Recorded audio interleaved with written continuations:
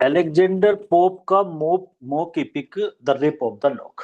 मैं इसे line to line पढ़ा चुका हूँ। इसकी मैंने दो वीडियो बनाई है, part first and part second, क्योंकि काफी लेंथी है इसीलिए दो पार्ट में करा गया। लगभग एक एक घंटे की वीडियो है जो मैं ऑलरेडी बना चुका हूँ। आज इसके क्वेश्चंस मैं कराऊंगा। जिन बच्चों ने लाइन टू लाइन इसकी एक्सप्लेनेशन कर ली होगी उनके लिए तो क्वेश्चंस बहुत इजी हो जाएंगे। अगर नहीं करी होगी तो आप इसके क्वेश्चन भी कर सकते हो। बिल्कुल। रेप ऑफ द लॉक जो है ये आपके एलटी ग्रेड के सिलेबस में लगी हुई पोयम है, जो मौखिक है, एलेक्जेंडर पोप की है, जो 18th सेंचुरी की है। तो आज इसके क्वेश्चंस की बात करेंगे, एक एक करके सारे क्वेश्चंस को करते हैं। हालांकि पोयम्स के थ्रू तो बहुत इजी हो जाते हैं कि किस तरीके से एक सीरियस इपिक का मोक बनाया है एलेक्जेंडर पोप ने। तो मोक का मतलब होता है मजाक उड़ा देना। तो मतलब जैसे एक इपिक होता है, उसकी सीरियस थीम होती है, सब्जेक्ट बहुत ही हैवी होता है और जिसके अंदर युद्ध दिखाई देते हैं, तो वो सारी चीजें उनका एक पैरोडी कर दी है यहाँ पर। The rape of the lock is a mock epic written by Alexander Pope. 18th century का एलेक्जेंडर पोप, जिसे Augustan age, 18th century new classical age के नाम से जाना जाता है, उसी में एक बहुत ही प्राइम नेम है एलेक्जेंडर पोप का। और वो फेमस है अपने इसी वर्क के लिए, the rape of the lock. वैसे एसे ऑन मैन करके भी उन्होंने अपना एक क्रिटिकल वर्क लिखा है, लेकिन रेप ऑफ द लॉक बहुत ही फेमस है, जो 5 कैंटोज में है। स्टार्टिंग में 2 कैंटो, मतलब पार्ट है इसके 5। स्टार्टिंग में 2 पार्ट थे, बाद में 3 कैंटोज और ऐड किए गए, तो ये 5 कैंटोज में है टोटल जो है the rape of the lock. नाम से पता लग रहा है बालों का काट देना। There are 5 cantos in this epic. जब टोटल कंप्लीट हो गया तो इसके अंदर 5 कैंटोज थे। जिस तरीके से ड्रामे के अंदर एक्ट होते हैं, इपिक में यहाँ कैंटो डाले गए हैं। तो canto first, second, third. Third canto था जिसमें बेलिंडा के बालों को काटा गया था, और जिसमें हैम्पटन कोर्ट के अंदर सारा एंजॉय दिखाया गया, ओम्बर गेम दिखाया गया, कार्ड्स का जो गेम होता है ना, वो थर्ड एक्ट में दिखाया। Belinda is the central character. पूरा का पूरा जो मोक एपिक है इसी के ऊपर डिपेंड करता है, बेलिंडा के बालों के कटने पर ही और बेलिंडा पे ही टोटल डिपेंड है। बेलिंडा सेंट्रल कैरेक्टर है इस एपिक की। All major and minor event सब उसी के चारों तरफ घूमती है, तो उसी के बालों से जुड़ा हुआ है। टाइटल भी देख लो, बेलिंडा के बालों को ही लेकर के लिया गया है। ट्रू हीरोइन है एपिक की। और क्योंकि इसमें हीरो तो ऐसा कोई दिखाया ही नहीं दिया, बस यही है लेडी कैरेक्टर, बेलिंडा का कैरेक्टर है मेन। बेलिंडा जो है हकीकत में अगर देखे, ये जो कहानी अलेक्जेंडर पोप के माइंड में आई थी, वो उसका एक फ्रेंड था कैरल। मैंने इसके बारे में बताया था आपको जब मैंने रेप ऑफ द लॉक के लाइन पढ़ानी स्टार्ट करी थी, टेक्स्ट। तो स्टार्टिंग पार्ट फर्स्ट के स्टार्टिंग में मैंने इसे ढंग से समझाया था, आप वहां से देख सकते हो। तो इसमें बताया गया है कि जो ये स्टोरी थी बेलिंडा की, रेप ऑफ द लॉक की, ये माइंड में जो पोप के आई है, कि देखो न्यू क्लासिकल एज में इमेजिनेशन कुछ नहीं हुआ करता था। तो इंसान जो है रियलिज्म की बात करते थे, एक रियल स्टोरी है उसी पर बेस्ड है। इसका दोस्त है अलेक्जेंडर पोप का, जिसका नाम है कैरल। कैरल ने बताया कि हमारे यहाँ पर एक ऐसी घटना घटित हुई है। तो वहाँ दो फैमिली के बीच में झगड़ा हो गया। और झगड़ा किस बात को लेकर के हो गया कि एक फैमिली के लड़के ने दूसरे फैमिली की लड़की के बाल काट दिए। तो वो बाल काटने वाला वहां नाम कुछ और था। तो एराबेला नाम था जो लड़की थी, और जो लड़का था जिसने बाल काटे थे वो पीटर था। तो पीटर ने एराबेला के बाल काट दिए, एराबेला का नाम यहाँ पर बेलिंडा कर दिया। ये एक फिक्शनल नेम है, मतलब रियल नेम नहीं है बेलिंडा। तो बेलिंडा नाम इस स्टोरी में है जो अलेक्जेंडर पोप ने ये मौकी पे बनाया है। तो बेलिंडा जो है वो हकीकत में अगर देखे तो मिस एराबेल फरमोर है, मतलब फरमोर इसका गोत्र है। तो एराबेला फरमोर, रियल लाइफ में तो इसका नाम ये था, जो हकीकत में जिसके ऊपर ये स्टोरी बेस्ड है, तो वो थी एराबेला फरमोर। और जो लड़का था जिसे यहाँ पर स्टोरी में तो बैरन नाम दिया गया है, लेकिन जो जिसने बाल काटे थे वो था आपका लॉर्ड पीटर। तो एक वो पीटर है और यहाँ पर एराबेला। तो ये दो नाम थे जो रियल में थे, लेकिन स्टोरी में जो नाम है वो बेलिंडा और बैरन का है। द इन्वोकेशन होता है प्रार्थना करना। स्टार्टिंग में जैसे हम प्रार्थना करते हैं उसे इन्वोकेशन बोलते हैं। Is the most important part of any EPIC. अगर कोई बड़ा इपिक लिखते हैं तो इन्वोकेशन जरूरी होती है। जैसे हम किसी अगर दुकान का उद्घाटन करते हैं तो जिस तरीके से प्रेयर की जाती है, सुबह सुबह किसी दुकान को खोलते हैं तो पहले हाथ जोड़ते हैं, पूजा पाठ करते हैं, धूप बत्ती करते हैं। तो इसी तरीके से कोई बड़ा इपिक लिखने के लिए इन्वोकेशन किया जाता है। जिस तरीके से जो पैराडाइज लॉस्ट की मैंने वो भी लाइन आपको पढ़ा रखी है, उसमें जो यूरेनिया है काव्य की देवी म्यूज, उसकी इन्वोकेशन करता है जॉन मिल्टन। ऐसे महाभारत ले लो, बड़े बड़े जो इपिक होते हैं, चाहे होमर और विर्जिल के इपिक की बात कर ले हम, जो क्लासिकल इपिक्स है, उनके अंदर सबसे पहले देवी देवताओं की पूजा की जाती है। स्टार्टिंग में उनकी प्रेयर करते हैं, फिर इपिक को स्टार्ट करते हैं। प्रेयर यहाँ भी हो रही है, इस इपिक में भी हो रही है, लेकिन अंतर क्या है, गॉड एंड गॉडेस की नहीं है। खुद बेलिंडा और बैरन जो है उनकी, कैरल, सॉरी कैरल जिसने कहा था ना कि एक ऐसा इपिक लिख दो, उसके उसे गॉड की तरह दिखाया है और बेलिंडा को बोला है। तो ऐसे करके अलेक्जेंडर पोप ने उनकी प्रेयर करी है। तो एक इंसान को देवी देवताओं की तरह, तो ये मजाक ही तोड़ाया जा रहा है। एक जो क्लासिकल इपिक होता है उसका मजाक है, इसीलिए इसे मॉक इपिक कहा गया है। जो इन्वोकेशन है वो मोस्ट इंपोर्टेंट पार्ट होती है किसी एक क्लासिकल इपिक का या एक अच्छे इपिक का। मिल्टन ने पैराडाइज लॉस्ट में इन्वोक करा है, प्रार्थना करी है, किसकी, हेवनली म्यूज की। म्यूज यूरेनिया है जिसका नाम, ये जो 9 बहनें हैं वो Urania. In the beginning of his EPIC के स्टार्टिंग में करता है, यूरेनिया से कहता है जैसे तुमने औरों को प्रेरित करा है मुझे भी प्रेरित करो। जबकि पोप प्रार्थना करता है जॉन कैरिल, जो इसका फ्रेंड है जिसने कहा है इससे लिखने के लिए, और बेलिंडा की, जिसके ऊपर इसने लिखा है। फॉर दिस पर्पज, इस पर्पज के लिए बेलिंडा और कैरिल की पूजा कर रहा है, मतलब उसकी प्रेयर कर रहा है कि तुम मुझे ताकत दो, मैं लिखने जा रहा हूं, ऐसे बोल रहा है। तो यहाँ पर अलेक्जेंडर पोप ने ये कॉमन पर्सन को गॉड एंड गॉडेस बना दिया। दिस थिंग सोज, ये चीज दिखाती है कि नॉन सीरियसनेस, कि इसका मतलब सीरियसनेस तो कहीं है ही नहीं, इपिक तो सीरियस होता है, और ये तो रेप ऑफ द लॉक को नॉन सीरियसनेस बना दिया। इन दिस इपिक बिकॉज कैरिल और बेलिंडा आर नॉट गॉड और गॉडेस नहीं है वो, तो उनकी प्रेयर करी जा रही है, तो कहीं ना कहीं नॉन सीरियसनेस है, इसीलिए इसे मॉक इपिक कहा गया।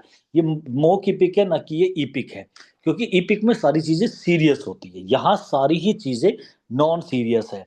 और सब आप देखोगे आगे चल के कि जो युद्ध होते हैं वो भी बिल्कुल अलग तरीके से दिखाया गया। यहाँ तक कि टाइटल भी बिल्कुल नॉन सीरियसनेस है, रेप ऑफ द लॉक, बालों का कटना। कोई ये टॉपिक, ये कोई बड़ा गंभीर टाइटल थोड़ी है। कैरिल जो है वो फ्रेंड था पोप का, वो रिक्वेस्ट करता है पोप से कि भाई एक ऐसी पोयम लिखो जो एक छोटे से सब्जेक्ट पे हो, रेप ऑफ द लॉक पे। वही इस कहानी को बताता है अलेक्जेंडर पोप को। कैरिल बताता है पोप को कि पीटर है एक, मतलब उसने बताया कि एक पीटर, लॉर्ड पीटर नाम से एक व्यक्ति है जिसने बाल काट दिए थे एराबेला फरमोर के। तो ये फरमोर और पीटर ये दो परिवार थे, तो इनमें इस लड़के ने इस लड़की के बाल काट दिए और इन परिवारों में झगड़ा हो गया, जो पहले बिल्कुल एक साथ इकट्ठा रहा करते थे। ये बात अलेक्जेंडर पोप से कहता है कि इसी के ऊपर कोई स्टोरी बनाओ, इसी के ऊपर एक इपिक लिख दो। तो वो इपिक लिखता है, नाम चेंज कर देता है, तो वही वहीं से बना है ये एक मॉक इपिक। 1712 में एडिशन हुआ था रेप ऑफ द लॉक, जो पहली बार, 2 बार पब्लिश की गई। पहली बार जब इसका एडिशन बनाया गया तो इसके अंदर केवल 2 ही कैंटो थे, लेकिन बाद में 3 कैंटो और जोड़े गए, तो ये थोड़ी बड़ी कर दी। जैसे पैराडाइज लॉस्ट है, वो पहले 10 बुक्स में थी, बाद में 12 बुक्स में कर दी। लेकिन पैराडाइज लॉस्ट में और इसमें ये डिफरेंस है, पैराडाइज लॉस्ट में जो 10 बुक से 12 करी थी, तो 2 बुक वहीं से स्प्लिट करके करी थी। मतलब जैसे लास्ट वाली जो 10 नंबर थी ना, उसी को तोड़ करके आगे एक बुक और बना दी, मतलब आधी खत्म करके, तो ऐसे डिवाइड करके बनाई गई थी। यहाँ पर अलग से लिखी गई है लाइनें। तो इसका मतलब 1712 का जो एडिशन था उसमें रेप ऑफ द लॉग जो थी, उसके अंदर केवल 334 थी, और 2 कैंटोज हुआ करते थे। लेकिन 2 साल बाद फिर दोबारा पब्लिश करा दी इसने, अलेक्जेंडर पोप ने 1714 में। ये जो इपिक है, अब जो लास्ट में जो हुआ इपिक, मोक इपिक, वो 5 कैंटोज में डिवाइड हो गया, और अब इसके अंदर 794 लाइन हो गई। इसका मतलब पहले से दुगनी से भी ज्यादा हो गई। तो इतनी ज्यादा लाइनें और ऐड करी गई थी इसमें बाद में। Pope has called this poem heroic comical, कहा है पोप ने, क्योंकि उसने हीरोइक कपलेट बहुत ज्यादा यूज किया करता था अलेक्जेंडर पोप, और उसने हीरोइक कॉमिकल, मतलब कॉमिक तो मजाकिया होता है, और हीरोइक कपलेट में उसने लिखा इसमें, तो वो इसे हीरोइक कॉमिकल बोलता है। लेकिन it is better to call a mock epic. लेकिन अगर एक जॉनर देखा जाए, जो एक आर्टिस्टिक वे में देखा जाता है, तो ये एक मॉक एपिक है। एपिक का मजाक उड़ाया है इसके अंदर पोप ने। इसमें सीरियस थीम हम पाते हैं, serious theme in a great classical EPIC. जो बड़े क्लासिकल इपिक होते हैं उनके अंदर सब्जेक्ट तो सीरियस होता ही होता है, जैसे महाभारत, ओडेसी, रामायण, आपका इलियड, और आपका पैराडाइज लॉस्ट, ये है बड़े महान नाम। लेकिन यहाँ है रेप ऑफ द लॉक, तो नाम, थीम, ये सब सब्जेक्ट मैटर सारा का सारा बड़ा सीरियस होता है। तो सीरियस थीम होती है ग्रेट क्लासिकल इपिक में, लेकिन इस इपिक के अंदर ट्रिफल थीम है, मतलब एक बहुत ही तुच्छ सी ट्रफल, छोटी बहुत ही तुच्छ थीम है इसकी। So it can be called mock EPIC in true sense. Theme क्या है? बालों का काटा जाना। तो ये कोई बाल का कटना कोई इतनी बड़ी बात नहीं है, इसके ऊपर एक इपिक लिख देना। तो यहाँ थीम बहुत ही नॉन सीरियस थीम है, मतलब ऐसी थीम नहीं है जो बड़े इपिक में हुआ करती है। बैटल एक एसेंशियल रिक्वायरमेंट्स होती है किसी भी इपिक की। तो मतलब इपिक में युद्ध जरूरी होता है भाई, जो महाकाव्य होते हैं बड़े बड़े, तो उनके अंदर युद्ध तो जरूर होता है, ठीक है ना। जैसे ट्रॉय का युद्ध दिखाया गया था, हम इलियड की बात करते हैं तो ट्रॉय का युद्ध है उसके अंदर। इसी तरह से पैराडाइज लोस्ट में जो है आपने देखा होगा, युद्ध है डेविल शैतानों का गॉड से, तो गॉड एंड सैटन के बीच की लड़ाई देखने को मिलती है। तो बड़े बड़े युद्ध होते हैं महाभारत में, कौरव और पांडव का आपने युद्ध देखा। तो युद्ध एक एसेंशियल पार्ट होता है किसी भी इपिक का। इस इपिक में पोप ने इंट्रोड्यूस करा है the episode of game of ombre. यहाँ वैसे तो कोई युद्ध है नहीं, एक ओम्बर का खेल है। ओम्बर क्या होता है? जो ताश के पत्ते होते हैं, मतलब ताश में खेला जाता है, तो ओम्बर का गेम है। Which is described in a great detail. उसे ही बड़े डिटेल में दिखाया गया है कि भाई एक बादशाह आया, अपनी सेना को लेके आया, फिर इधर से बेगम चली, जैसे हुकुम की बेगम है, वो अपने 4 सैनिकों को लेकर के चली, वो हार जाती है, वो जीत जाते हैं, मतलब ऐसे करके एक गेम। आपने पढ़ी तो है ही पूरी रेप ऑफ द लॉक, कहीं वहां पर युद्ध तो है ही नहीं, तो उस गेम में ही युद्ध दिखा दिया। तो देखो युद्ध दिखाना था तो वो इस तरीके से युद्ध दिखा दिया, इसी को कहते हैं मॉक। जो डेस्क्रिप्शन है बैटल्स का, जो वर्णन दिखाया गया है ना, between the armies of cards, यहाँ कार्ड की आर्मी है, कार्ड माने पत्तों की, ताश के पत्तों की आर्मी है। वो पैरोडी है सीरियस वॉर की, एक तरह से पैरोडी होता है मजाक, उसकी कॉपी है सीरियस वॉर की, of serious EPIC. Serious EPIC में जो सीरियस वॉर होता है, जैसे महाभारत और पैराडाइस लॉस्ट का एग्जांपल ले लो, जिस तरीके से उनके अंदर सीरियस वॉर होता है, उसकी पैरोडी दिखाई गई है, उसका एक मजाक है, उसकी एक कॉपी जो है वो देखने को मिलती है इसके अंदर। तो बैटल्स जो है आर्मी का कार्ड का बैटल दिखाया गया, तो जो ताश के पत्ते में दिखाया गया। ट्रू वॉरियर्स जो है वॉर के are not described in this epic. इसके अंदर बड़े योद्धा नहीं दिखाए गए हैं। पोप ने डिस्क्राइब्ड करा है the meanest thing in A grand style. वो छोटी चीजों को ग्रांड स्टाइल में दिखाता है। जैसे ही डेस्क्राइब्ड सीजर्स, उसने कैची को दिखाया। अब कैची कोई हथियार तो इतना बड़ा है नहीं, उसे टू एज वेपन बोलता है। ये लाइन मैंने आपको लिख कराई भी थी कि क्लैरिसा ने एक टू एज्ड वेपन निकाला अपने केसेस से, अपने बालों से। तो टू एज, दो धार वाला वेपन। अब दो धार वाला वेपन सीजर्स, कैची। तो कैची को इन्हें मतलब तरीके से बोलता ऐसे है अलेक्जेंडर पोप, जैसे मतलब उसने हथियारों को भी बड़े तरीके से दिखाया, छोटी छोटी चीजों को ऐसे करके दिखाता है, इपिक के तरीके से लेता है। स्कैटर्ड कार्ड्स है, कार्ड जो है वो फैले रहते हैं, स्कैटर्ड माने बिखरे रहते हैं। जब जैसे ताश के पत्तों का खेल होता है ना, तो उसमें ताश के पत्ते ऐसे बिखरे रहते हैं। उनकी तुलना की गई है हारी हुई आर्मी से। जब ताश वो जीत जाती है बेलिंडा, तो वे पत्ते ऐसे बिखर जाते हैं। उन बिखरे हुए पत्ते को उनके बारे में बताया गया है कि जो वे बिखरे हुए पत्ते हैं ना, जैसे आर्मी मर जाती है, हार जाती है, गिर जाती है। ये बैटल लड़ा गया था with fans instead of with swords. यहाँ पर तलवार भाले ना होकर के फैन माने पंखे जो होते हैं ना, वे हैम्पटन कोर्ट गए थे, हैम्पटन कोर्ट में बेलिंडा झगड़ा हो गया, तो पंखों की लड़ाई दिखाई गई है, वो उसके मार रहा है, वो उसके मार रही है, ऐसे। तो ये लड़ाई है, कोई लड़ाई थोड़ी थी। जो ब्राइटनेस है बेलिंडा की आंखों की जो चमक है, उसे बताया है, मैंने ये वाला स्टेंजा भी आपको पढ़ाया था कि उसकी आंखों की चमक ब्राइटर थी, ज्यादा चमकीली थी सूरज की चमक से। मतलब सूरज का तेज भी इतना चमकदार नहीं था जितना बेलिंडा की आंखें थी। उसकी तुलना सूरज से की गई है। एक बार ये क्वेश्चन पूछा गया था, बेलिंडा की तुलना किससे की गई है? तो सूरज से। उसकी जो आंखें हैं वो ऐसे लगती है जैसे वो सूरज में भी एक्लिप्स कर देगी, वो ग्रहण लगा देगी। तो ये भी कहा गया कि मतलब इतना तेज है कि सूरज में भी ग्रहण लगा दे, मतलब उसे उसे भी, अब उसका तेज इतना ज्यादा है कि वो भी अपनी आंखों को बंद कर ले, सेंस ये है। Belinda smile and all the world was gay, ये लाइन बहुत पुरानी है। हाई स्कूल इंटर में बच्चे इसे पढ़ते रहते हैं। तो ये फिगर ऑफ स्पीच होता है हाइपरबोल। इतने बढ़ा चढ़ा के बात, ये तब की बात है जब बेलिंडा कैंटो सेकंड में वो तैयार होती है, अपने आप को डेकोरेट करती है, और फिर सारे के सारे जो उसके दोस्त है, उसके टीम मेंबर्स है, उसमें मेल फीमेल सभी है, उनमें सबसे सुंदर लग रही थी। तो उसे बताया कि वो बहुत सुंदर थी, सारी चीजें सब उसकी निगाहें उसी के ऊपर थी, वो किसी को ज्यादा अलग से इम्पार्शियल थी, वो किसी को पार्शियलिटी नहीं कर रही थी, किसी एक की तरफ को ना देख रही थी ना बात कर रही थी, वो सबसे सुंदर थी। तो वहां बताया गया है कि वो जब हंसती थी ना तो ऐसा लगता था सारा संसार झूम उठता था। तो ये बहुत बड़ी बात बोल दी अलेक्जेंडर पोप ने, इसे बोलते हैं हाइपरबोला। ऐसा कैसे हो सकता है? लास्ट में बेलिंडा के जो लॉक थे ना, वो चेंज हो गए स्टार में। अलेक्जेंडर पोप कहता है कि भाई तुम्हारे जो बाल है तुम्हें उस पर रोना नहीं चाहिए, क्योंकि बाल तुम्हारे तारे बन गए, चमक रहे हैं अब, और ये जिंदगी भर ऐसे ही चमकते रहेंगे। क्योंकि वो पोइट्री में लिख दिया ना उसके बारे में, कह रहा है ये जैसे स्टार चमकते रहते हैं ना, ऐसे ही तुम्हारे बालों के बारे में इसी तरीके से हमेशा बात की जाएगी।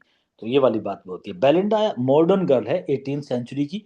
आपने देखा, वो सेंचुरी बेशक पुरानी हो गई, 18th सेंचुरी, आज 21st सेंचुरी चल रही है, लेकिन वो 18th सेंचुरी में जो मॉडर्न गर्ल उस समय की जो थी वो बेलिंडा थी। क्योंकि वो किस तरीके से फैशन करना, सुबह उठना, एक मतलब एरिस्टोक्रेट फैमिली में जिस तरीके से होता है ना कि सुबह उठ के, नहीं तो लड़कियों का क्या है कि वो तो वर्क करेंगे, कुछ काम करेंगी, घर का काम करेंगी, वो उठती है 12-12 बजे उठना, लैप डॉग रखना अपने पास, और फिर तुरंत उठते ही कहाँ जाना, अपने ड्रेसिंग रूम में जाना, और उसमें जा करके उसकी जो नौकरानी है वो उसे सजाती है, और इन सब चीज़ों करके फिर हैम्पटन कोर्ट जाना, वहाँ एंजॉय करना, कॉफ़ी पीना, कार्ड, ताश के पत्ते, और दोस्तों के साथ रहना। तो ये सब क्या है, एक बहुत ज़्यादा एरिस्टोक्रेटिक फैमिली, और वहाँ की मॉडर्न गर्ल दिखाई गई है। तो 18th सेंचुरी की मॉडर्न गर्ल है बेलिंडा।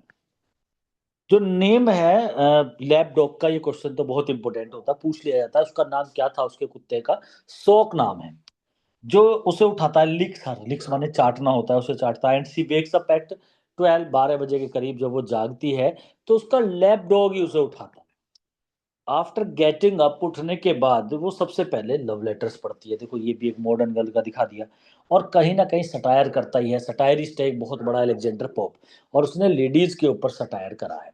तो वो सटायर कर रहा है कि आफ्टर गेटिंग अप सी फर्स्ट रीड्स लव लेटर्स, वो सबसे पहले लव लेटर्स पढ़ती है। उसके बाद में सी पेंट्स एंड डेकोरेट्स हरसेल्फ, वो अपने आप को पेंट करती है। पेंट करना तो आप समझे ऐसा थोड़ी है कि ब्रश से पेंट करेगी, मतलब चेहरे को पेंट करती है, इसका तो मेकअप ही है। डेकोरेट करती है, वो चेहरे को पेंट करती है, डेकोरेट करती है विद डायमंड्स, डायमंड्स के साथ वो उसे जो जैसे हीरे की वे ornaments, perfumes, puffs, powders, patches, ये सारी चीजें वो लगाती है। तो मतलब ये सब दिखाया गया है कि किस तरीके से वो अपने आप को मतलब बहुत ज्यादा डेकोरेट करती है।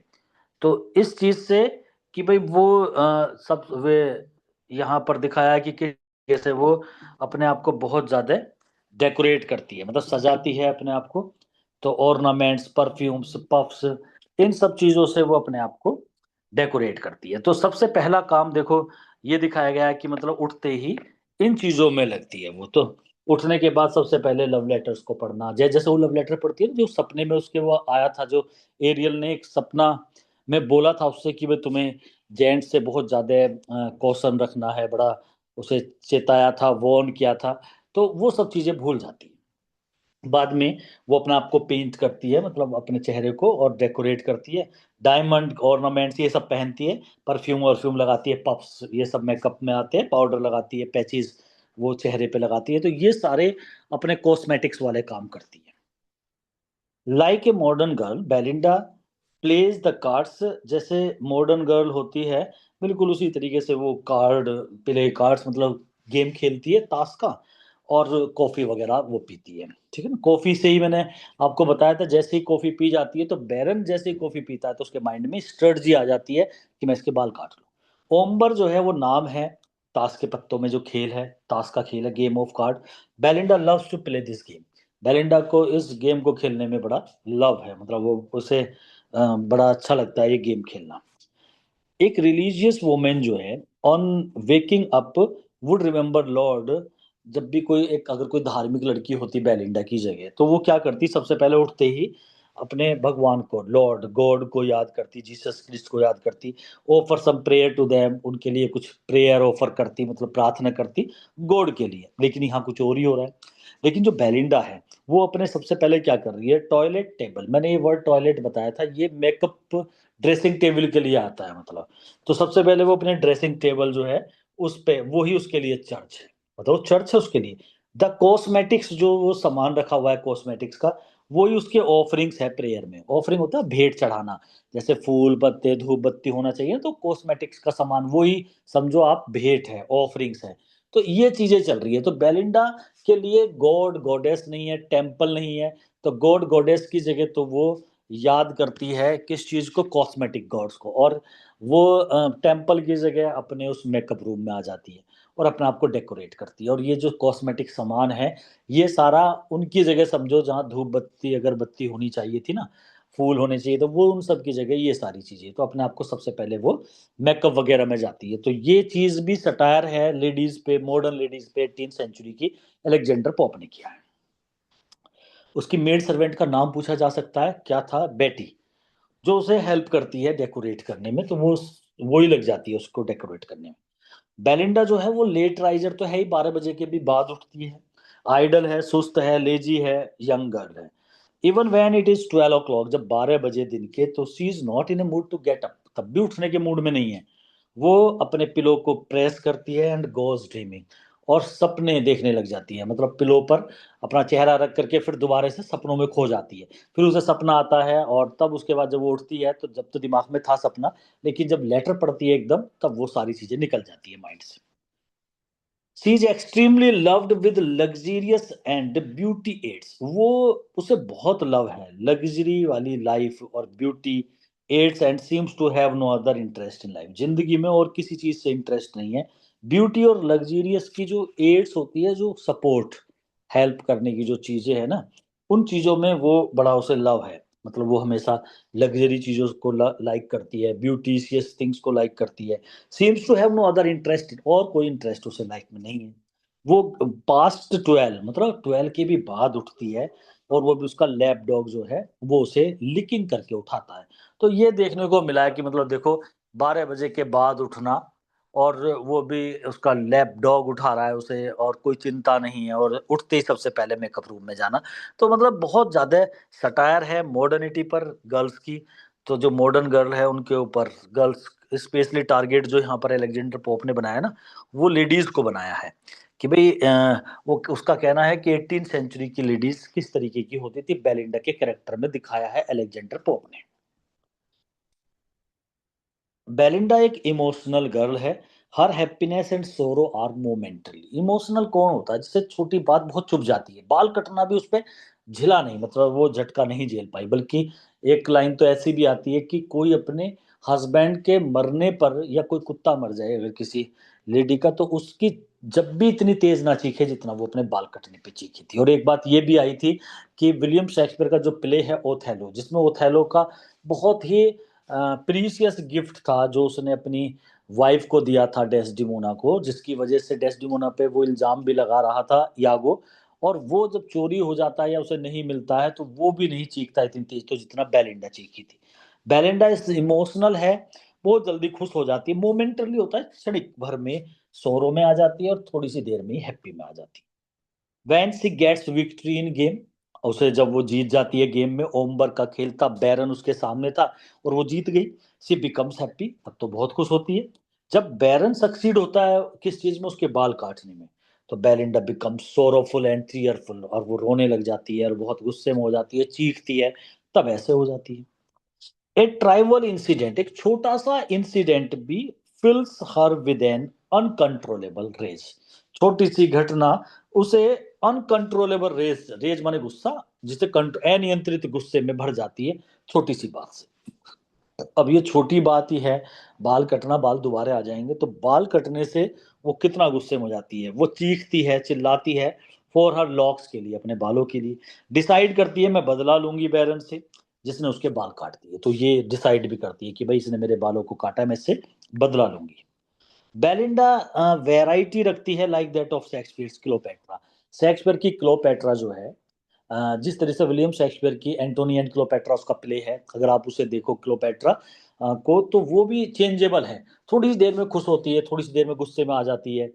एक बार एक मैसेंजर आता है क्लोपेट्रा के पास, जो आकर के उसके बारे में बता देता है कि भाई जो उसकी वाइफ के बारे में, एंटोनी की वाइफ ऑक्टेविया के बारे में, तो जब वो उसके बारे में बताता है कि ये इसकी वाइफ उससे शादी करने की बात आती है, तो वो गुस्से में हो जाती है कि भाई ये उससे शादी करेगा, वो ऑक्टेवियस सीजर की सिस्टर है। लेकिन जब वो बताता है कि अरे वो तो बिल्कुल भद्दी है, तुम तो बहुत सुंदर हो उसके मुकाबले, तो खुश होकर उसे इनाम दे देती है। क्लोपेट्रा थोड़ी थोड़ी देर में चेंजेबल होती है, बिल्कुल उसकी तुलना बेलिंडा से कर दी, तो शेक्सपियर की हीरोइन क्लोपेट्रा की तुलना करिए बेलिंडा से। और क्लोपेट्रा भी विलियम शेक्सपियर की जितनी भी हीरोइन है सबसे सुंदर हीरोइन में आती है, ऐसी बेलिंडा भी बहुत सुंदर थी। एक सर प्यूम का कैरेक्टर है इसी में, लेकिन उसका कोई जिक्र नहीं है यहाँ पर, बस वो उस टीम मेंबर में था। सर प्यूम भाई दिखाया गया है बेलिंडा का, तो वो भी है लेकिन उसका कोई जिक्र नहीं है, नाम बस याद रखना है आपको। She is the true representative of feminine character. अब यहाँ पर जो बेलिंडा का कैरेक्टर है इस रेप ऑफ द लॉक में, वो ट्रू रिप्रेजेंट कर रही है बिल्कुल फेमिनाइन लेडीज के कैरेक्टर को। 18 सेंचुरी इंग्लैंड में 18वीं सदी में जो लेडीज ऐसी हुआ करती थी, जो अमीर लेडी थी, उसके कैरेक्टर को रिप्रेजेंट करती है। तो इसका मतलब यहाँ बेलिंडा की ही बात नहीं हो रही है। 18 सेंचुरी में जो थोड़ी अमीर, जो रिच फैमिली से जो बिलोंग करती थी लड़कियां, वो ऐसी ही हुआ करती थी जैसी बेलिंडा है, तो वो उसे रिप्रेजेंट करती है उस समय की लड़कियों को। Pope has taken the idea of Ariel from. अब यहाँ पर एरियल जो वो परी है, जो हेड है सारी परी की, जो सपने में आती है इसके बेलिंडा के, एरियल लड़के का रूप धारण करके। तो वो जो एरियल परी जो लड़के का रूप लेकर के इसके सपने में आती है, वो एरियल कहाँ से नाम आया अलेक्जेंडर पोप के माइंड में? तो वो आता है विलियम शेक्सपियर का प्ले। विलियम शेक्सपियर की अगर हम बात करें, उसका प्ले था टेम्पेस्ट। और टेम्पेस्ट जो लिखा गया था 1611 में, इसका स्वान सॉन्ग कहा जाता है, मतलब टेम्पेस्ट लास्ट प्ले है, कंप्लीट प्ले विलियम शेक्सपियर का। तो वो अब आप लगा लो, टेम्पेस्ट प्ले जो था 17 सेंचुरी के स्टार्टिंग में है, ये 18 सेंचुरी है। तो इसने जो ये 100 साल पहले की बात चल रही है, इसका मतलब लगभग 100 साल पहले एक प्ले लिखा गया था टेम्पेस्ट। वहां से, क्योंकि अलेक्जेंडर पोप की आदत थी, वो वर्क पढ़ा करता था, पुराने विलियम शेक्सपियर के उसने वर्क पढ़े हैं, क्लासिकल राइटर्स उसने पढ़े हैं, उन्हें ट्रांसलेट भी करता था, ट्रांसलेटर भी था।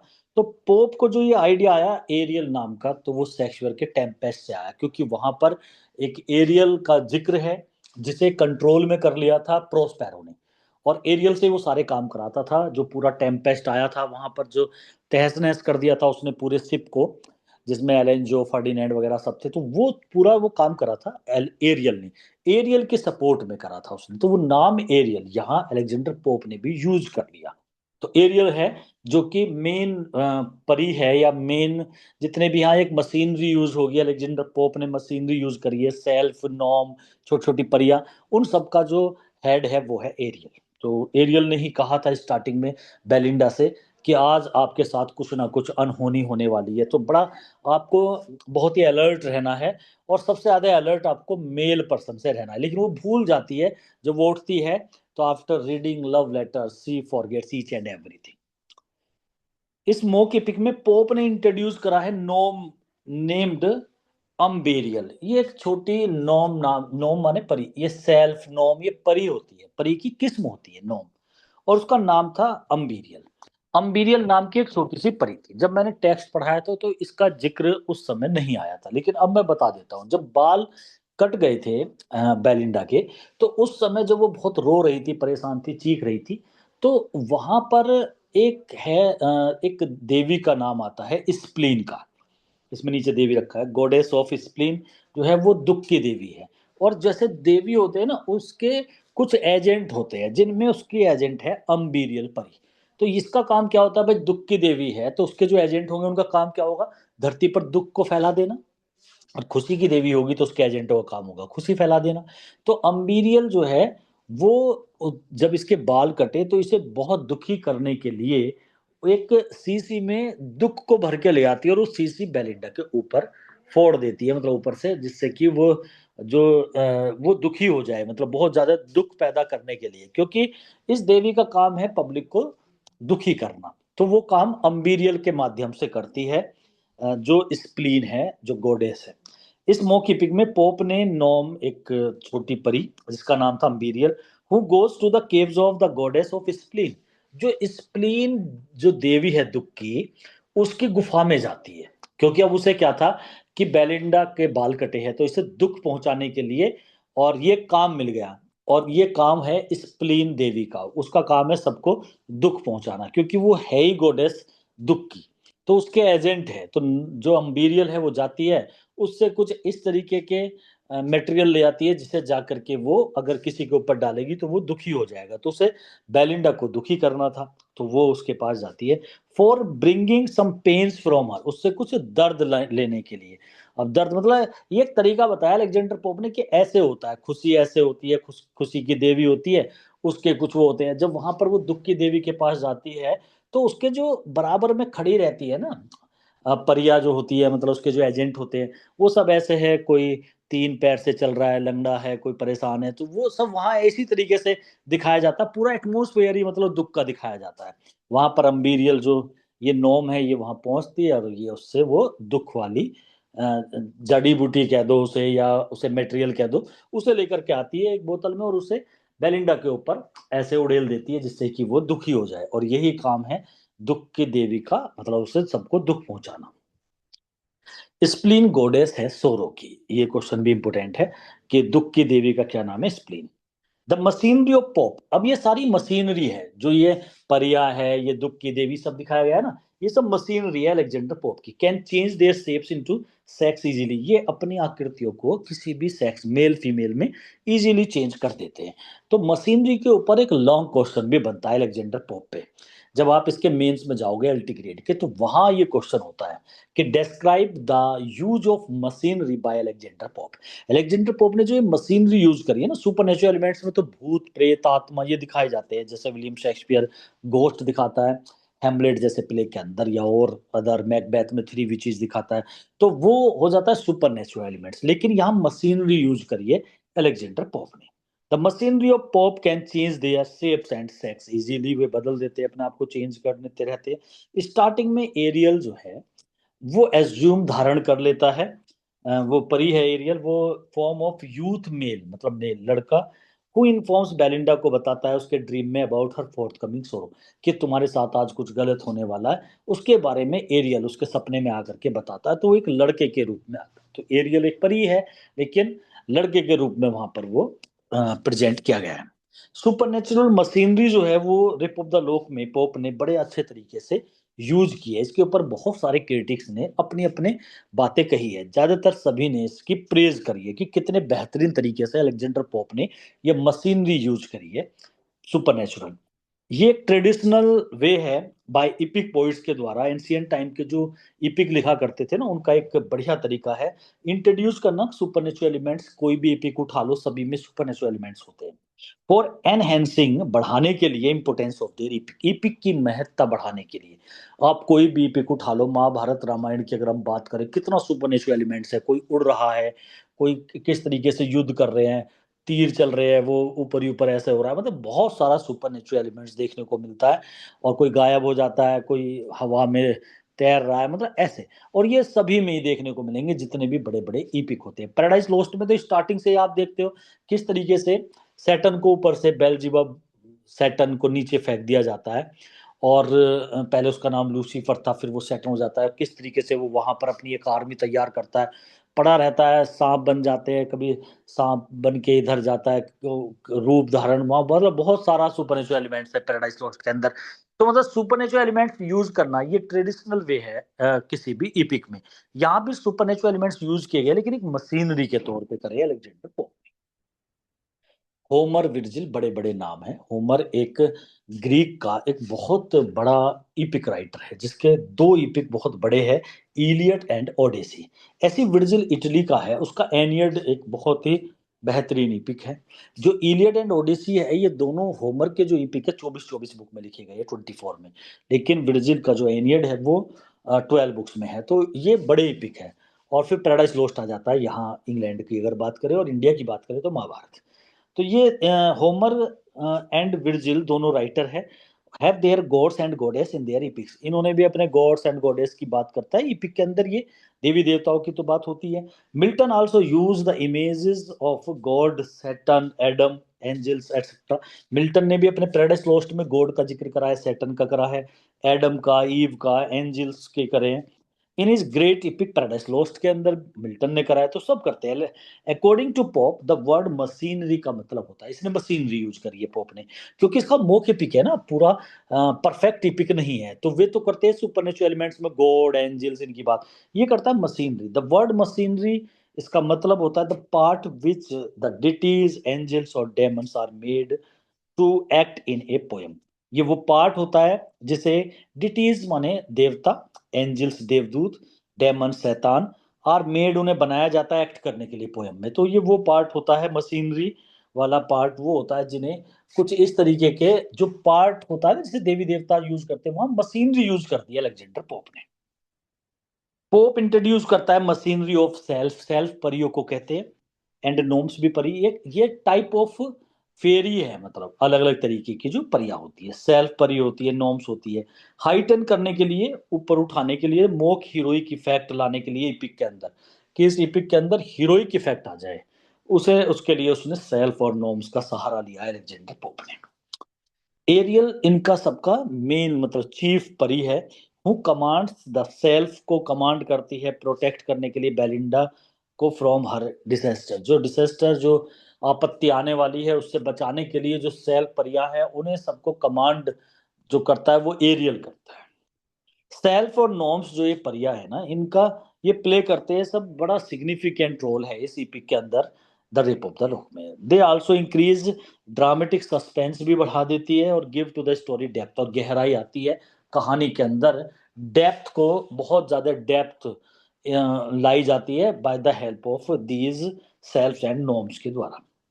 पोप के अनुसार after the death of women, जब एक वुमेन मर जाती है तो उनकी जो आत्माएं होती है ना, लीव देयर बॉडीज, उनकी बॉडी मर जाती है, आत्मा निकल जाती है, और फिर वे आत्मा ट्रांसफॉर्म हो जाती है एरी स्पिरिट में, वे हवाई परिया बन जाती है सब। और ये स्पिरिट जो होती है ना, always try to serve the young virgins, फिर ये जो अनमैरिड गर्ल्स होती है उनकी सेवा में लग जाती है, ये जो हवाई परिया होती है।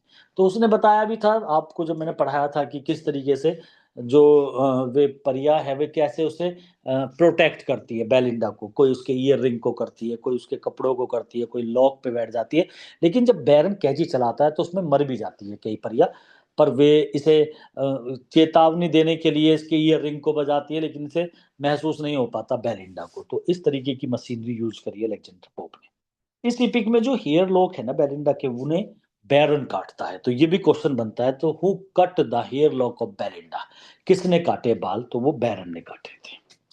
Note louder shrieks on pitying heaven, heaven को पिटी पहुंचाने के लिए इससे तेज चीख नहीं थी, are called when husbands and lapdogs breathe their last, जब हस्बैंड और लैपडॉग्स मरते हैं ना तो भगवान की प्रे करने के लिए तब भी इतनी तेज चीख नहीं आती जितनी आई थी, कब, जब इसके बाल कटे थे, बेलिंडा की जो चीख थी वो उससे भी तेज थी। ये इस पोएम के अंदर या इस इपिक में लाइन है। जो टॉयलेट सीन है एक तरह से मेकअप रूम वाला सीन, कैंटो फर्स्ट में स्टार्टिंग में आ जाता है, is one of the finest parodies of this poem, ये पोएम की सबसे अच्छी पैरोडी है। पैरोडी होता है मजाक या किसी का बेढंगे तरीके से कॉपी कर देना, तो वो टॉयलेट सीन है जो होना तो चाहिए था एक तरीके से इन्वोकेशन सीन, मतलब प्रार्थना होती, प्रेयर होती वहां पर, लेकिन वहां पर एक मेकअप रूम में जाकर के बेलिंडा अपने आप को सजाने में, तो शुरुआत का जो कैंटो है उसके अंदर कहीं ना कहीं वो परी वाला सपना आता है, उसे उसे बताया जाता है कि भाई तुम्हें ध्यान रखना है, और दूसरा उसका सजना संवरना चलता है। फिर सेकंड कैंटो आता है जिसमें वो सज जाती है, सबसे अलग लगती है और हैम्पटन की तरफ को रवाना होती है, हैम्पटन कोर्ट। थर्ड कैंटो में वो हैम्पटन कोर्ट पहुंच जाती है, गेम खेलती है, फिर कॉफी पी जाती है और फिर उसके बालों को काट दिया जाता है, वो थर्ड एक्ट का बात है।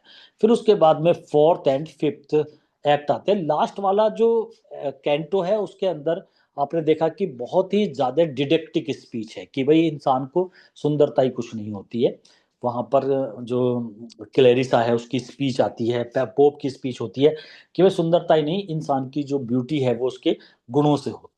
और जो फोर्थ कैंटो है उसमें दिखाया गया किस तरीके से ये परेशान हो जाती है बहुत ज्यादा बेलिंडा, और उसके दुख को उसमें वर्णन किया गया है। तो इस तरीके से 5 कैंटोज में पूरा का पूरा जो मौकी पिक है उसे डाला गया है। जो स्टार्टिंग का टॉयलेट सीन है is one of the finest parodies है पोयम के अंदर, ये एक कॉपी किया गया बेढंगे तरीके से, इन्वोकेशन सीन को ऐसे डाला गया है। पोप मॉक करता है, लेडीज का मजाक उड़ा रहा है थ्रो द टॉयलेट सीन के अंदर। स्टार्टिंग का जो वो सीन है मेकअप रूम सीन, उसमें क्या दिखाया गया है कि लेडीज का मजाक करा है, उसके उस पर कमेंट करता है क्योंकि ladies wasted their much time to decorate themselves. वो बताता है कि वे ज्यादातर समय अपने आप को डेकोरेट करने में ये समय की बर्बादी है। तो ऐसे अलेक्जेंडर पोप स्टार्टिंग में बताता है। Belinda wears a sparkling cross on her neck. उसने गर्दन में एक क्रॉस का जो चिन्ह होता है, जो रिलीजन का एक मार्क होता है, उसे पहना हुआ था और जो बहुत ज्यादा चमक रहा था। जो इसकी थीम है, सेंट्रल थीम इस पोएम की पूरी की मौखिक पिक की, वो है बालों का कटना और बिकम ए बॉन ऑफ करल बिटवीन टू फैमिलीज। और यही एक झगड़े की जड़ बन जाता है दो परिवारों के बीच में। यहाँ पर तो बेलिंडा और पिट वो है आपका बैरन। लॉर्ड पीटर हकीकत में तो वो पीटर था जिसने बाल काट दिए थे, हेड ऑफ लेडी एराबेला के बाल काटे थे। फर्म और उसका गोत्र था। All the main features of this epic are surrounded this petty incident. इस छोटे से इंसिडेंट पे सारी घटना घटित होती है। तो ये हकीकत वाला था और यहाँ पर जो कहानी में दिखाया गया वो बेलिंडा और बैरन का दिखाया गया है। पोप मजाक उड़ाता है जजमेंट का, जज के। यहाँ पर जज पे भी एक सटायर करा है। हैम्पटन कोर्ट में जो जज थे वो भी शाम को जल्दी जल्दी भाग जाते हैं, उन्हें भूख लगती है। और क्या करते हैं वे कि जो कैदी होते हैं और जिन पे उन्हें सजा सुनानी होती है, क्या पता वो बच जाते ना बचते, लेकिन जल्दी के चक्कर में चलो भाई ना फांसी दे दो और चलो अपने घर चलते हैं। ऐसे दिखाया गया। तो पोप ने ये भी मॉक करा है, मजाक उड़ाया है जजमेंट का, जज के। हुईन हरी जो जल्दबाजी में सेंटेंस पास कर देते हैं डेथ का, डेथ की सजा सुना देते हैं। He takes decision without knowing the value of others life. दूसरे की जिंदगी की वैल्यू को ना जानते हुए वे विदाउट नोइंग, बिना जाने कि भाई इसके किसी की जिंदगी मौत का सवाल है, लेकिन वो इस पर परवाह ना करते हुए अपने डिसीजन जल्दबाजी में लेके चले जाते हैं, उन्हें फांसी की सजा दे देते हैं। जो लैप डॉग्स है लेडीज के, were equal to the husbands for those modern ladies. ये भी दिखाया अलेक्जेंडर पोप ने कि भाई लेडीज के लिए किस तरीके से लैप डॉग्स की और हस्बैंड की वैल्यू बराबर है। मतलब उनके मरने पे भी वो ऐसे ही चीखे जैसे कि हस्बैंड के। They had no sincere love. उस समय की लेडीज को दिखाया गया वो जैसे बेलिंडा है, उनके अंदर कोई सिंसियर लव नहीं है अपने हस्बैंड के प्रति। They treated their lovers and husbands like lap dogs की तरह उन्हें ट्रीट करती, ऐसा भी मानना है अलेक्जेंडर पोप का। तो ये अलेक्जेंडर पोप ने कुछ इस तरीके से अपनी मतलब पूरी जो बनाई है कहानी या जो दिखाया है, उसने पिक्चर दिखाई है 18 सेंचुरी की लेडी की, और वो भी अपर क्लास लेडीज की। डेथ जो होती है लैपडॉग्स की is kept the same level, उसका लेवल सेम है जैसे कि हस्बैंड की डेथ है। ये भी अलेक्जेंडर पोप इसके अंदर बताता है। रेप ऑफ द लोग जो ये मौकी पिक है, ये प्रेजेंट करता है true picture of aristocrat persons life. जो अमीर व्यक्तियों की जिंदगी की कहानी बताई गई है, उसमें भी खासकर लेडीज की, इस एपिक के अंदर। क्लैरिसा का भी यहाँ पर आता है, जो वो कैंची देती है निकाल करके। Gave a pair of scissors. ये भी क्वेश्चन बनता है कि बैरन को किसने सपोर्ट करा था बाल काटने में, या किसने वो टू एज वेपन दिया था, या किसने वो कैंची दी थी। तो क्लैरिसा थी जिसने पेयर ऑफ सीजर्स कैंची दी बैरन को। सेम मैनर ऐसे दिया जैसे एक lady gives the arms to the knight for battle. जैसे युद्ध में कोई लेडी अपने हस्बैंड को, अपने हीरो को शस्त्र देती है ना योद्धा को लड़ने के लिए, जाओ भाई जाओ युद्ध में, ऐसे दिया निकाल करके, इस स्टाइल में दी निकाल के कैची। सेल्फ है, एक सेल्फ है यहाँ पे जिसका नाम है ब्रिलियंट। सेल्फ माने परी, और ये सेल्फ और नॉम ये परिया है, और एक सेल्फ का नाम था ब्रिलियंट। इज असाइंड, असाइंड माने उसे साइन किया गया, मतलब उसे रखा गया टू गार्ड करने के लिए बेलिंडा के ईयर रिंग। अगर आपसे पूछे कि बेलिंडा के जो कान के कुंडल होते हैं जैसे ईयर रिंग है, उसे सेव करने के लिए, उसकी प्रोटेक्ट करने के लिए किसे रखा गया था, तो वो थी सेल्फ ब्रिलियंट, जिसका नाम ब्रिलियंट था, उस परी को रखा गया। एक सेल्फ का नाम है क्रिस पाइनस। ये है तो बहुत सारे वहां पर, लेकिन हम मेन मेन बता रहा हूं मैं आपको। क्रिस पाइनस जो है उसे रखा गया था गार्ड करने के लिए उसके लॉक को, तो लॉक को गार्ड करने के लिए क्रिस पाइनस को रखा गया था। रेप ऑफ द लॉक एक तरीके से पूरी का पूरा इपिक जो है पैरोडी है। इसमें मजाक है इलियड का बाय होमर। होमर का जैसे इलियड इपिक है वो तो बड़ा सीरियस है, उसकी पैरोडी समझो। पैरोडी होती है जब हम किसी की कॉपी करें, वो भी बेढंगे तरीके से। एक तो कॉपी करना होता है बिल्कुल उसका असली रूप में, एक होता है उसे बेढंगे तरीके से, मतलब अवेकर्ड वाले वे में करे तो वो पैरोडी हो जाती है। जैसे मैं यहाँ पर एक सीरियस वे में बोल रहा हूँ, आप मेरी बोलने की मजाक करो, वो भी बेढंगे तरीके से, दैट इज कॉल्ड पैरोडी। तो यहाँ पर इलियड जो एक बड़ा इपिक है होमर का, 24 बुक्स में है, उसका मजाक उड़ाया है, जिसमें ट्रॉय का युद्ध है ना, वो वाला। The four types of spirits are associated with the four elements. चार तरीके की जो आत्माएं होती है बताया गया इसमें, वो जुड़ी होती है फोर एलिमेंट से। चार तरह की आत्माएं होती है जो चार तत्वों से जुड़ी होती है। चार तत्व कौन से होते हैं? आग, पानी, हवा और जल, ये चार तत्व होते हैं, तो इनसे जुड़ी हुई होती है। ये अलेक्जेंडर पोप ने इसमें अपनी बात रखी थी। द टर्म बिलेट डॉग्स, ये वर्ड 2-3 बार आया था इस पोएम के अंदर। ये बिलेट डॉग्स का मतलब होता है, ये लेटिन वर्ड है, इसका मतलब है लव लेटर्स। ये लव लेटर्स को रेफर करता है। बेलिंडा और उसके जो फ्रेंड्स थे वो कोर्ट में जाते हैं, हैम्पटन कोर्ट। हैम्पटन नाम कहाँ से पड़ा था? एक गांव था, उसी के नाम से हैम्पटन पड़ गया था। विच रिमेन्ड ऑलवेज बिजी, ये हैम्पटन कोर्ट जो था हमेशा बिजी रहता था। यहाँ पर singing, laughing, ogling and all that, ये सब काम होते। कोई यहाँ गाना गाने के लिए आता था, कोई हंसता था, कोई ओगलिंग लव से देखना होता है, एंड ऑल दैट, और ये सब कुछ। कोई गेम खेलता है, कोई कॉफी पीता है।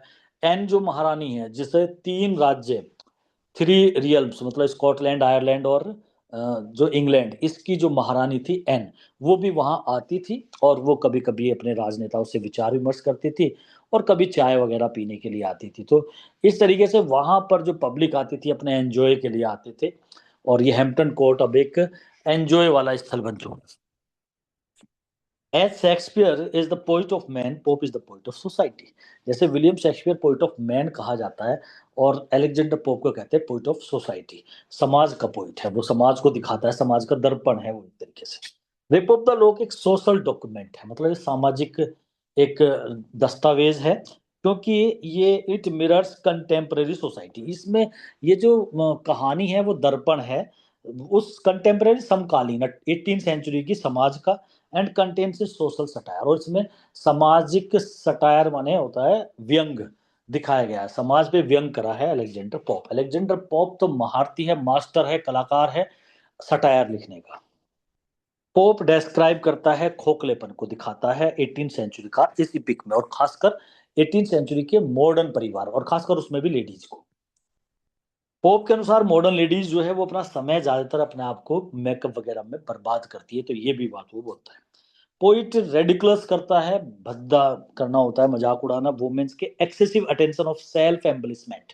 वो अपने आत्म एम्बलिशमेंट होता है सजावट, अपने उत्थान में अपने सजावट पे ध्यान देती है सबसे ज्यादा, इस बात का रेडिकुलस करता है, मतलब मॉक करता है, मजाक उड़ाता है इस बात की। पूरी कहानी रेप ऑफ द लॉक की रिवॉल्व करती है, घूमती है चारों तरफ फॉल्स स्टैंडर्ड ऑफ 18 सेंचुरी का जो झूठा दिखावा है ना, उस पे दिखाई जा रही है पूरी कहानी।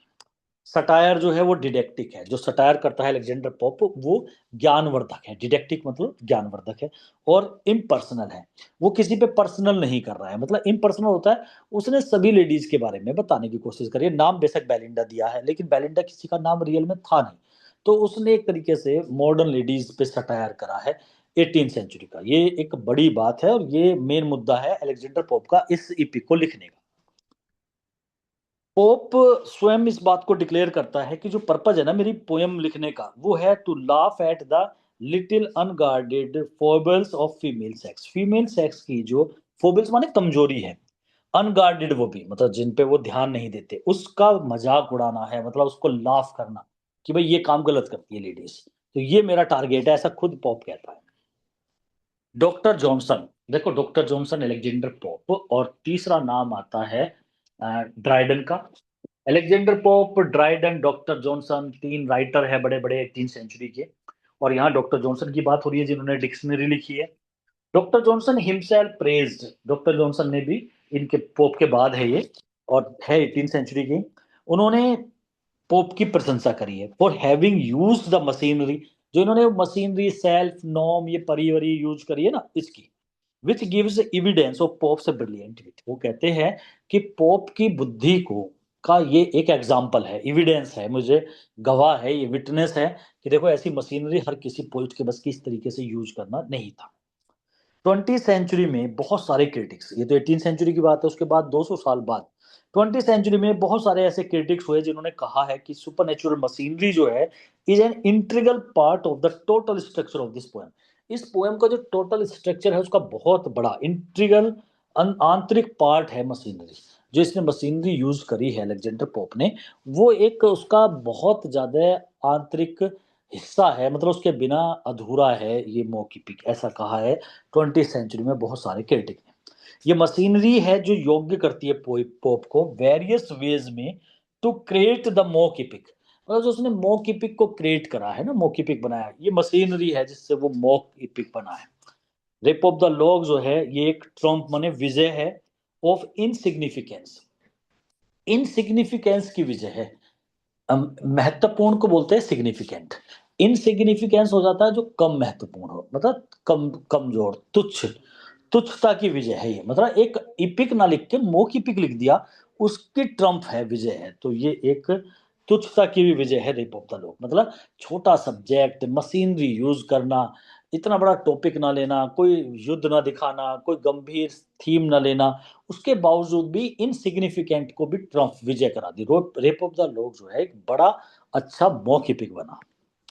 मॉक इपिक ये जो सटायर है क्लासिकल इपिक पर। क्लासिकल इपिक तो वही जो मैं बार बार नाम लेता हूँ आपसे, जैसे होमर के है इलियड ओडिसी, या फिर एनियड है विर्जिल का, चाहे पैराडाइज लोस्ट, ये सब क्लासिकल इपिक है। इसका मजाक है mock EPIC. Mock EPIC satire है, इन पर व्यंग है एक तरीके से क्लासिकल इपिक पे। पोइट जो अलेक्जेंडर पोप है वो प्रेजेंट करता है अपनी पोएम को इस तरीके से कि serious things appear non serious. उसने गंभीर चीजों को भी उसने नॉन सीरियस वे में दिखा दिया, एंड अनइम्पोर्टेंट दिखाया थिंग्स को इंट्रोड्यूस विद हाई सीरियसनेस। उसने तुच्छ चीजों को तो हाई करके दिखा दिया और हाई को तुच्छ कर दिया। जैसे बालों का कटना एक छोटी बात, उसे बहुत बड़ा कर दिया उसने। मतलब छोटी चीजों को बड़ा कर देना और बड़ी को छोटा कर देना। युद्ध को एक मामूली मशीनरी में ले गया, तो इस तरीके से उसने दिखा दिया। ताश के खेल को एक बड़ा युद्ध दिखा दिया। तो मतलब छोटी चीजों को बड़ा कर देता है, बड़ी को छोटा कर। परफेक्ट एंड कॉम्प्लेक्स मॉक बताया है इसे इयान जैक्स ने। वो कहा है कि परफेक्ट है, बड़ा जटिल मॉक है। इयान जैक्स कहता है रिप ऑफ द लॉक के लिए classical epic has a great theme as Paradise Lost. जो क्लासिकल इपिक होते हैं, जो ग्रीक में लिखे जाते थे, जो रोम में लिखे जाते थे, वे क्लासिकल इपिक ग्रेट थीम रखा करते थे। जैसे पैराडाइज लॉस्ट एक बड़ी थीम है, जबकि मॉक इपिक एक अनइम्पोर्टेंट थीम रखते हैं, मतलब कम महत्वपूर्ण थीम रखते हैं, तुच्छ सी थीम होती है। जैसे बालों का कटना, बेलिंडा के हेयर का कटना, तो ये छोटे रेप ऑफ द लॉग जैसी थीम है। जो यूज है मोकिपिक का for the satiric purpose was the device of 18th century में।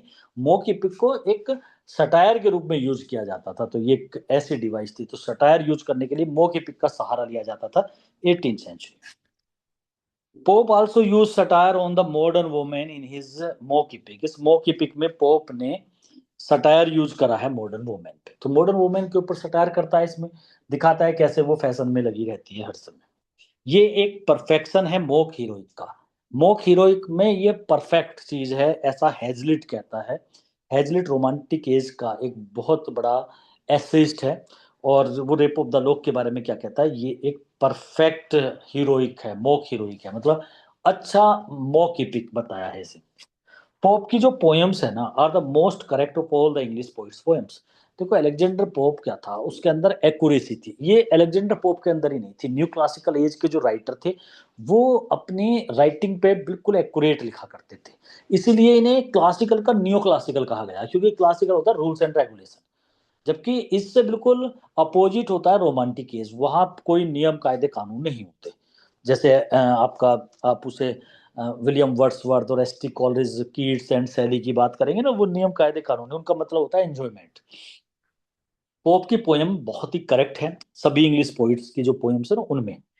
ही chooses the words very carefully, बहुत सावधानी से वर्ड लेता है। सेंटेंसेस स्ट्रक्चर बिल्कुल सही होता है, क्लासिकल फॉर्म में लिखता है, मतलब उसके लिखने का तरीका बिल्कुल बेहतरीन होता है। ये पॉप की खासियत है। अगर हम प्रेज करें उसकी करेक्टनेस की कि भाई कितना करेक्ट लिखता है, और सिंप्लिसिटी की कितनी सादगी में लिखता है, तो इस प्रशंसा में डॉक्टर बी प्रसाद ने क्या कहा है, द इफेक्ट इज मैजिकल। बहुत ही मैजिकल इफेक्ट है पोप के वर्क में। There is a wave, pope के वर्क में एक लहर है, लाइक राइज एंड फॉल की रिदम है। रिदम जो होती है ना पोइट्री में, ऊपर नीचे जो होना रिदम, जब आप उसमें देखते होंगे किसी डैक वगैरह जो म्यूजिक वाले होते हैं ना, उसमें रिदम से दिखाई देती है, तो वो होता है राइज एंड फॉल रिदम है। एंड द मीनिंग आर, जो अर्थ निकल के आता है इसकी पोइट्री का पोप की, वो ल्यूसिड एंड फोर्सली कन्वेड है। ल्यूसिड माने बिल्कुल स्पष्ट है, और फोर्सफुल्ली कन्वे होता है, मतलब एक दबाव पूर्वक इधर से उधर कन्वे हो जाना, मतलब रीडर के अंदर इजीली पहुंच जाता है जो मैसेज देना चाहता है, ऐसे वर्ड यूज करता है, या इस तरीके की लय रिदम है पोप की पोइट्री के अंदर, ऐसा कहना है डॉक्टर बी प्रसाद का। जो गेम है ना ओम्बर का, वो कैंटो थर्ड में होता है, क्योंकि कैंटो थर्ड में बाल कटते हैं, और बाल तभी कटते हैं, पहले गेम होता है, गेम में वो जीत जाती है और खुश हो जाती है। तब अलेक्जेंडर पोप की एक स्पीच मैंने आपको बताई थी, बहुत इंपॉर्टेंट है, कि हम मोर्टल्स जो होते हैं ना, too soon dejected and too soon elate, हम बहुत जल्दी नाराज, मतलब निराश हो जाते हैं, बहुत जल्दी खुश हो जाते हैं। And we are unaware of our future, हम फ्यूचर के प्रति अनअवेयर रहते हैं, कभी भी कुछ हो तो ये अब खुश है, थोड़ी देर में वो परेशान हो जाती है। तो वो ओम्बर का गेम होता है सबसे पहले, ओम्बर के गेम में वो जीत जाती है। फिर उसके बाद क्या होता है कि वे कॉफी पीते हैं, कॉफी पीते ही माइंड में आती है बैरन के, और वो उसके बाल काट देता है। तो ये सब थर्ड कैंटो में होता है। जो गेम है ओम्बर का, वो कैंटो थर्ड में है। वो बेस्ड है रियल फैशनेबल कार्ड गेम चलता है ना, ये स्पेनिश से चले हैं, ये स्पेन में चले होंगे, मतलब कार्ड का जो गेम है ना, वहां का ओरिजिन है। प्लेड इन हाई सोसाइटी में खेला जाता था स्पेन में, वहां से इंग्लैंड में ये देखने को मिला, फिर अब ये इंडिया में भी है, सब जगह चलने लगा फिर तो। लेकिन स्पेनिश कार्ड गेम है, ये ओरिजिन वहां से है। जो केव है स्प्लीन की जो गुफा है, अब स्प्लीन मैंने बताया था ना आपको, वो दुख की देवी, और जो वहां पे अम्बीरियल एक छोटी परी गई थी उससे दुख लेने के लिए, कि मुझे बेलिंडा को दुख डालना है, कि अगर भाई हमारा काम है दुख फैलाना, और हम बेलिंडा को दुखी कर देंगे तो बेलिंडा दुखी तो समझो सारा जग दुखी, तो ऐसे सोच थी उनकी। जो उसकी गुफा थी, जब वो स्प्लीन के पास पहुंची लेने के लिए दुख, तो वहां पर जाने में अम्बेरियल परी गई तो एक गुफा दिखाई जाती है। ऐसे ये एडवेंचर्स वर्क होते हैं, ये बड़े रोमांस जो पहले कभी लिखा जाते थे ना, वो गुफाओं में जा रहे हैं, यात्रा कर रहे हैं, जैसे फेरी क्वीन की दिखा है, बिवॉल फे की पिक है, उसके अंदर इस तरीके से दिखाते हैं, वहाँ ड्रैगन वगैरह मिलते हैं, वो सब रोमांस होते हैं। केव है स्प्लीन की, वो एपिसोड दिखाया गया, वो गुफा में पहुंचती है स्प्लीन की, वो एक डायरेक्ट पैरोडी है ओडिसियस की, and Aeneas visits to the underworld. ऐसे ही जो ये कैरेक्टर है ना, जैसे इलियड में ओडिसियस का कैरेक्टर है, ये ओडिसियस नाम जो है ना यूलिसिस का है, तो उसका, और एनियस का जो कैरेक्टर है वो एनियड में है।